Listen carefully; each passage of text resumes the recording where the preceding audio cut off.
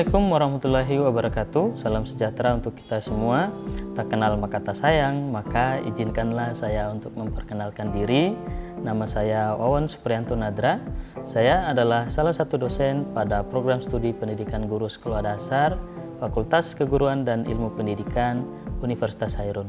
Pada kesempatan ini, saya akan menjelaskan salah satu mata kuliah yang saya ampuh, yaitu mata kuliah konsep dasar IPA Biologi.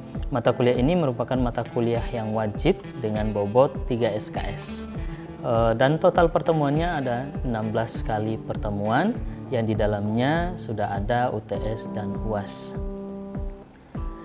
Deskripsi singkat mata kuliah ini yaitu mata kuliah konsep dasar IPA Biologi merupakan suatu mata kuliah yang diberikan kepada mahasiswa S1 Pendidikan Guru Sekolah Dasar. Mata kuliah ini memberikan pemahaman tentang perkembangan konsep dan teori biologi yang diperlukan untuk calon guru SD, baik secara konseptual maupun praktik.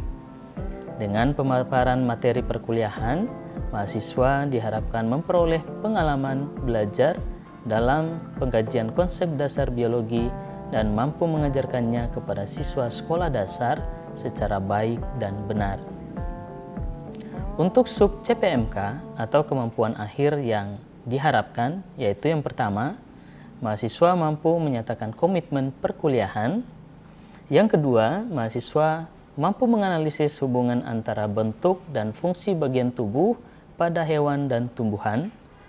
Yang ketiga, mahasiswa mampu menjelaskan pentingnya upaya keseimbangan dan pelestarian sumber daya alam di lingkungannya. Yang keempat, mahasiswa mampu membandingkan siklus hidup beberapa jenis makhluk hidup serta mengaitkan dengan upaya pelestariannya. Yang kelima, mahasiswa mampu menemukan dan menjelaskan organ pernapasan serta fungsinya pada hewan dan manusia dan cara memelihara kesehatan organ pernapasan manusia. Yang keenam, mahasiswa mampu menjelaskan organ pencernaan dan fungsinya pada hewan dan manusia, serta cara memelihara kesehatan organ pencernaan manusia. Yang ketujuh, mahasiswa mampu memahami organ peredaran darah dan fungsinya pada hewan dan manusia, serta cara memelihara kesehatan organ peredaran darah manusia. Yang kedelapan, mahasiswa mampu menganalisis siklus air dan dampaknya pada peristiwa di bumi serta kelangsungan hidup. 9. Mahasiswa mampu membandingkan cara perkembangbiakan tumbuhan dan hewan. Ke-10. Mahasiswa mampu menghubungkan ciri pubertas pada laki-laki dan perempuan dengan kesehatan reproduksi. 11. Mahasiswa mampu menganalisis cara makhluk hidup menyesuaikan diri dengan lingkungannya. Yang ke-12, mahasiswa mampu menjelaskan peristiwa rotasi dan revolusi bumi serta terjadinya gerhana bulan dan gerhana matahari. Yang ke-13, mahasiswa mampu menjelaskan sistem tata surya dan karakteristik anggota tata surya. Selanjutnya, metode yang digunakan dalam pertemuan ini adalah metode ceramah, diskusi, dan tanya jawab, sedangkan pendekatan yang digunakan dalam pertemuan ini adalah pendekatan deduktif. Kemudian, sistem penilaian pada mata kuliah ini terdapat 5 komponen. Komponen yang pertama adalah kehadiran dengan bobot 15%. Yang kedua adalah tugas dengan bobot 20%. Yang ketiga adalah ujian tengah semester dengan bobot 30% dan ujian akhir semester yaitu UAS dengan bobot sebesar 35%. Adapun nilai tambahan, setiap mahasiswa memiliki hak untuk mendapatkan nilai tambahan jika mahasiswa tersebut memiliki nilai kedisiplinan dan keaktifan yang tinggi. Tidak ada ketentuan untuk nilai tambahan ini, hanya saja akan menyesuaikan seberapa disiplin dan aktifnya mahasiswa tersebut. Dari kelima komponen penilaian ini, saya masukkan di dalam format penilaian yang sudah ditentukan oleh Universitas Hairun. Selanjutnya, saya akan menyajikan video pembelajaran tatap muka untuk mata kuliah Konsep Dasar IPA Biologi. Berikut video pembelajarannya. Assalamualaikum warahmatullahi wabarakatuh. Waalaikumsalam warahmatullahi wabarakatuh. Apa kabar? Alhamdulillah, luar biasa. Allahu Akbar. Selamat siang. Jadi sebelum saya memulai materinya, saya bertanya dulu siapa yang hadir. Nasrianti, satu lagi. Tari. Ya, oke. Jadi itu nanti kalian pulang dan sampaikan ke yang tidak hadir untuk bisa hadir di pertemuan berikut. Ya, Pak. Materi kita untuk hari ini adalah pertemuan 12. Itu kita akan membahas tentang adaptasi makhluk hidup. Kalau bicara adaptasi makhluk hidup, ya pasti ada yang tahu apa itu adaptasi dan ada yang belum tahu pastinya, ya.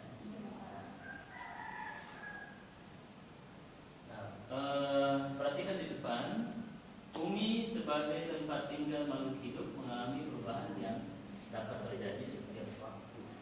Jadi terutama pada iklim yang ada di bumi itu terkadang terjadi atau dia setiap tahunnya berubah-ubah. Nah, ketika ada perubahan terjadi di bumi, itu makhluk hidup yang ada di bumi butuh butuh adaptasi yang baik sehingga ada yang bisa bertahan hidup dengan usia yang lama atau usia yang panjang. Ayo coba link yang voting itu coba. Iya, silakan jawab. Adaptasi menurut Anda itu apa? Nah, ini sudah ada. Nah, ada lagi. Jangan lihat ya di depan, terus isi di situ. Sesuai dengan pikirannya masing-masing.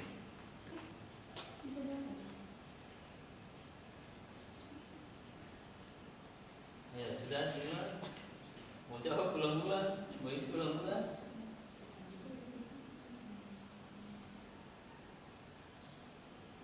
Oh ini beda penulisannya. Ya saya penyesuaian lingkungan. Ada yang jawab penyesuaian diri, penyesuaian lingkungan. Ada lagi? Yang lain apa? Dan apa? Apa itu adaptasi? Penyesuaian sudah diisi? Sudah ya? Sudah. Oke, semua ini. Nah, jadi kalau di Mentimeter, kata yang paling besar itu adalah kata yang paling banyak disebutkan. Jadi menurut kalian itu adaptasi adalah penyesuaian.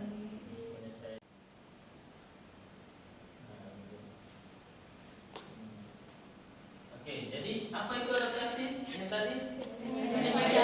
Penyesuaian diri. Ada yang sebut penyesuaian diri, ada yang sebut penyesuaian lingkungan, ada yang hanya menyebutkan bahwa itu adalah penyesuaian. Kita lihat artiannya. Nah, jadi sebelum kita ke pengertiannya, nantinya kita akan membahas tentang pengertian adaptasi. Terus kemudian macam-macam adaptasi. Nah, macam-macam adaptasi di sini itu terbagi atas 3. Jadi ada adaptasi morfologi, adaptasi fisiologi, dan adaptasi biologi. Nah, ini paling pertama. Setiap makhluk hidup yang hidup di bumi diberi kemampuan beradaptasi terhadap lingkungan. Beradaptasi berarti kemampuan untuk menyesuaikan diri terhadap alam di mana ia hidup dan tinggal. Siapa yang belum pernah merasakan adaptasi?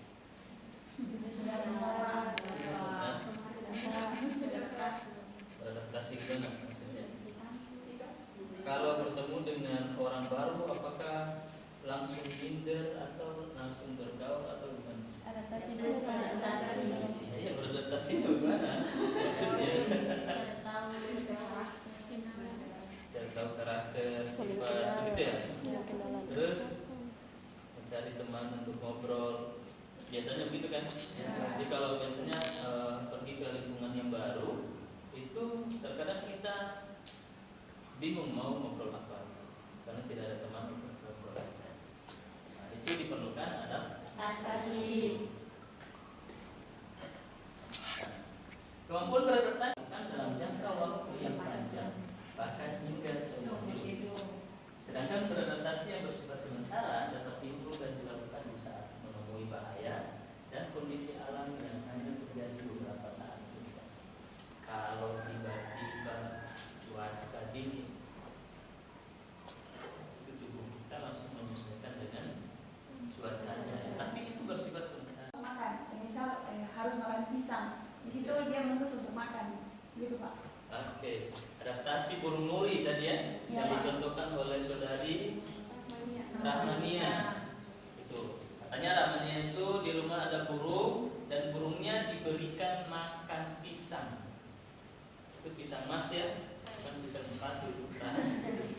Oke, mau tidak mau burung tersebut harus makan, harus makan. Kalau tidak makan ya dead. Nah itu yang dimaksudkan itu. Jadi dia bersifat permanen. Selama burung itu dimasukkan ke kandang atau di apa namanya? Oke, lanjut. Bentuk tubuh yang sesuai berarti bentuk tubuhnya yang memiliki sistem penyesuaian khusus yang siap menghadapi kondisi dan keadaan alam sekitar. Contohnya itu beruang. Beruang punya sistem kekebalan tertentu sehingga bisa membuat beruang itu bertahan lama di kutub. Beruang mampu menyesuaikan dirinya di kutub. Gitu. Nah, yang pertama kita masuk pada adaptasi morfologi. Jadi pengertian adaptasi morfologi. Adaptasi morfologi adalah kemampuan menyesuaikan diri berdasarkan perubahan bentuk tubuh. Nah, adaptasi morfologi di darat ini yang pertama. Makhluk hidup yang tinggal di darat akan melakukan penyesuaian diri dengan kebutuhannya. Penyesuaian struktur tubuh makhluk terhadap lingkungan di darat disebut sebagai adaptasi morfologi darat. Adaptasi seperti ini tampak sekali pada hewan dan tumbuhan yang hidup di darat. Contoh kayak mana tuh ya? Saya bingung. Oke, lihat lagi. Darat pada hewan. Nah ini adaptasi morfologi di darat adalah bentuk penyesuaian diri. Oke, hewan melakukan adaptasi morfologi biasanya disebabkan karena adanya makanan dan habitat tempat tinggal. Jadi dia melakukan adaptasi karena itu, karena ada dua alasan. Makanan. Makanan itu biasa dalam biologi disebut pakan. Istilahnya pakan.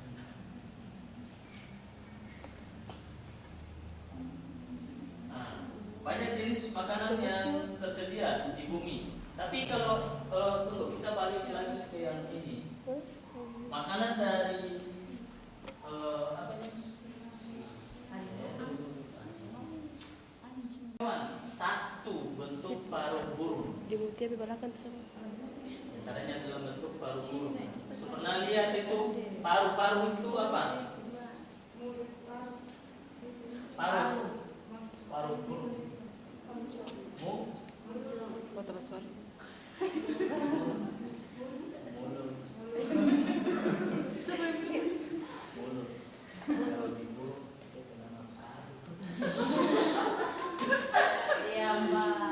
Kalau di burung atau aves itu disebut paruh. Paruh itu mulut juga. Oke. Bentuk paruh burung. Apabila ada mati, paruh burung tampak berbeda-beda bentuknya. Hal itu dapat terjadi karena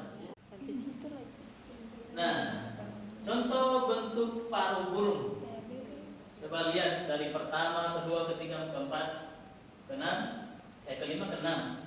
Itu bentuk paru-parunya berbeda. Iya. Paru berbeda. Dengan jenis makanan yang berbeda-beda pula. Nah, misalkan di sana itu ada paru burung pelikan. Nah, paru burung pelikan, lihat ini. Bisa lihat yang ini? Coba dibaca pelan-pelan.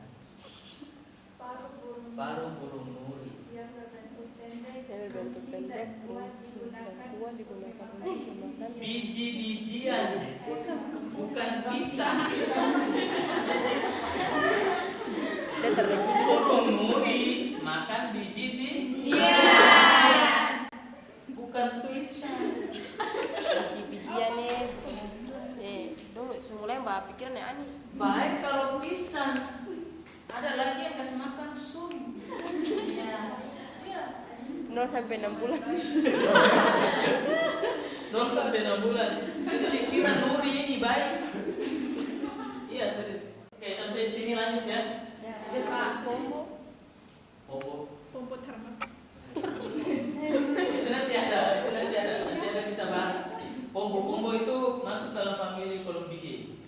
Columbidae itu dia tulisan COL, Columbidae, Columbidae. Tapi kalau bacanya itu Columbidae. Nah, ini yang berikut adalah bentuk mulut serangga.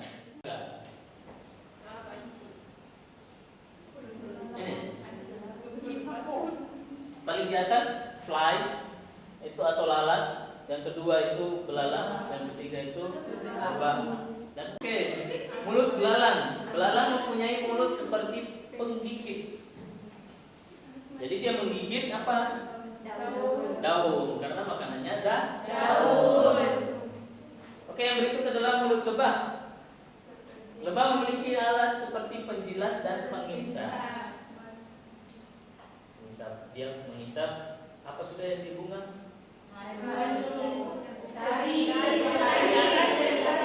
Bukan, yang lain. Nektar.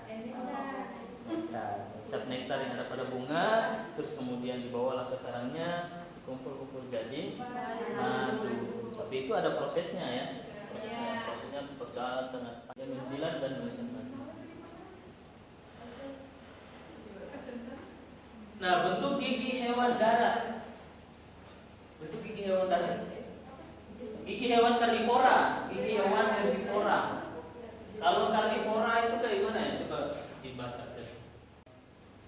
Harimau atau singa itu ketika makan tuh kayak gimana kayaknya? Mencabik-cabik sehingga dagingnya lepas dari daging yang lain.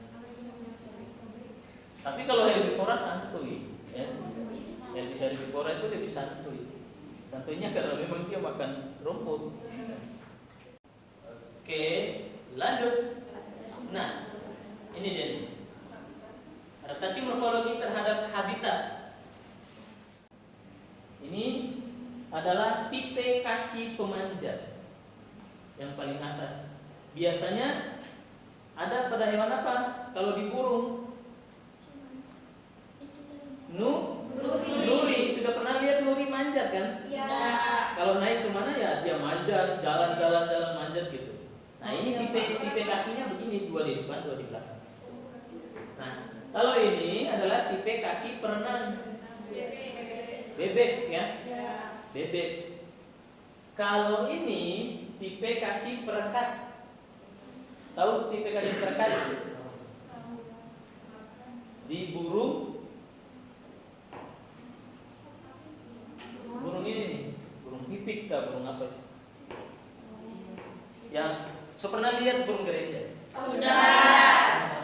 Kalau dia hinggap di ranting, angin seperti apapun tetap masih merekat.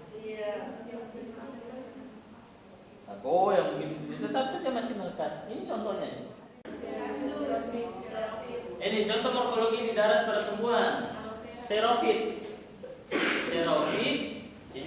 Ini hafal atau kalian catat supaya nanti kalau ada soal bisa.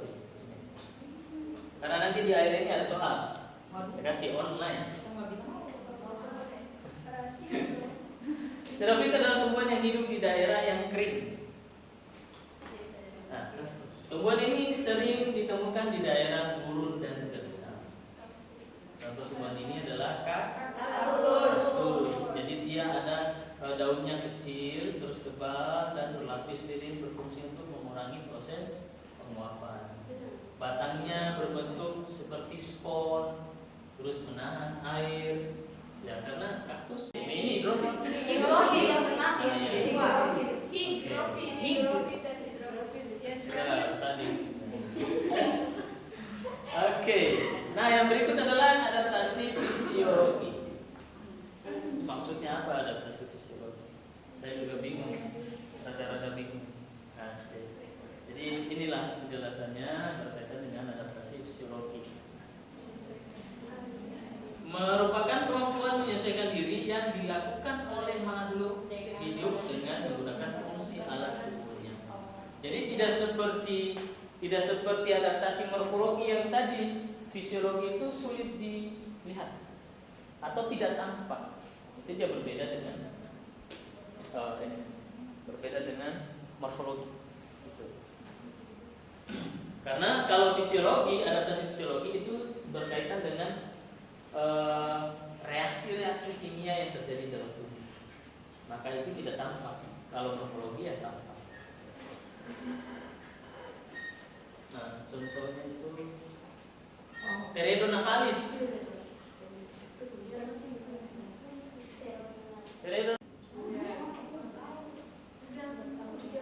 Pteridonaphalis. Nanti saya jelaskan. Saya jelaskan di perang sadar.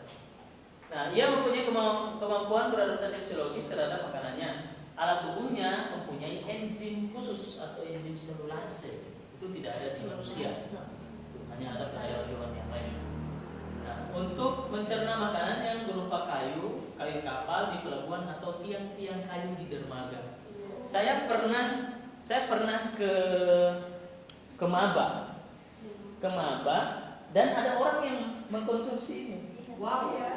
Iya betul kan? Ya kan? Iya. Nah itu. Jadi dapatnya itu di pohon-pohon mangrove yang sudah roboh. Biasanya kalau di bodi-bodi kapal yang masih pakai bahan kayu, itu ada lubang-lubang.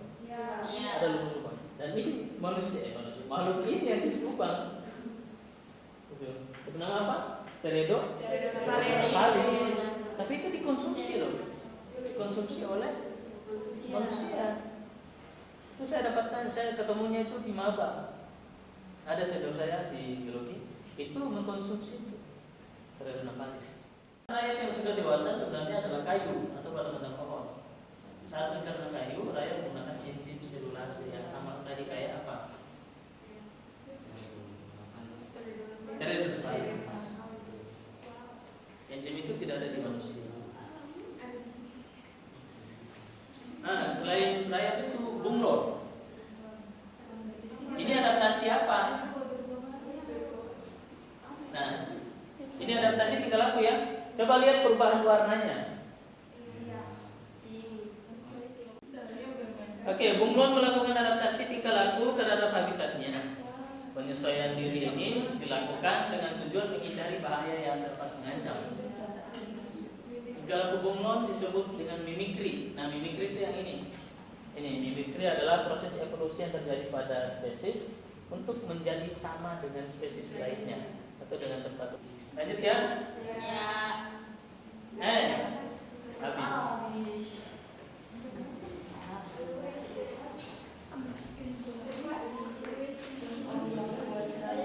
Habis, tapi ada kuis. Ada kuis yang sudah saya buat.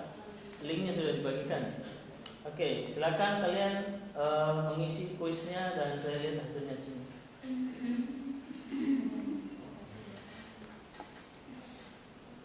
Sudah ya, sudah isi kuisnya? Sudah. Oke. Nah, ada pertanyaan silakan. Saya Pak. Kalau ada pertanyaan, ya. Berapa orang? Dua Pak. Ya, satu tuh. Saya Pak. Pertanyaan saya, apakah adaptasi itu diperlukan Pak? Adaptasi itu diperlukan atau tidak? Ada yang bisa menjawab? Arya, apakah adaptasi itu diperlukan oleh makhluk hidup atau tidak? Silakan. Di sini kenapa sampai katakan misalnya Pak, adaptasi itu sangat perlu dalam makhluk hidup, karena apabila kita seperti contohnya saya pribadi, saya kan dari kampung dan saya datang di sini untuk merantau mengajar pendidikan. Terus ada yang lain? Sederhana juga tidak apa-apa. Ada yang lain yang ingin menjawab? Tidak ada. Ini kalau orang lupa-lupa, terada oh. Ini terada oh. Jadi coba baca ini. Setiap makhluk hidup di bumi diberi kemampuan. Jadi apabila makhluk hidup itu tidak memiliki kemampuan beradaptasi, maka apa yang terjadi? Bisa saja dia tersingkir dari zona, atau bisa saja dia akan punah karena tidak mampu beradaptasi. Gitu. Ketika burung nuri dari Rahmania itu tidak mampu beradaptasi dengan makanannya, maka akan mati. Gitu. Jadi jawabannya, kesimpulannya apa? Adaptasi itu sangat diperlukan. Karena adaptasi yang kita bahas tadi itu tidak hanya satu, tidak hanya terkait dengan makan, tapi terkait juga dengan yang lain. Adaptasi morfologi, fisiologi, dan juga tingkah laku. Dan mudah-mudahan materi hari ini bisa bermanfaat. Amin. Bisa bermanfaat untuk kalian semua. Dan jangan lupa kuisnya diselesaikan. Kuisnya diselesaikan. Dan sebelum saya menutup perkuliahan kita hari ini, seperti biasanya saya berdoa semoga orang tua kalian sehat-sehat. Amin. Kalian juga sehat-sehat, dan mudah-mudahan orang tua kalian itu bisa banyak rezekinya, bisa kirim ya, bisa kirim untuk memenuhi kebutuhan yang ada di sini. Oke, demikian dari saya. Billahi taufiq wal hidayah. Wassalamualaikum warahmatullahi wabarakatuh.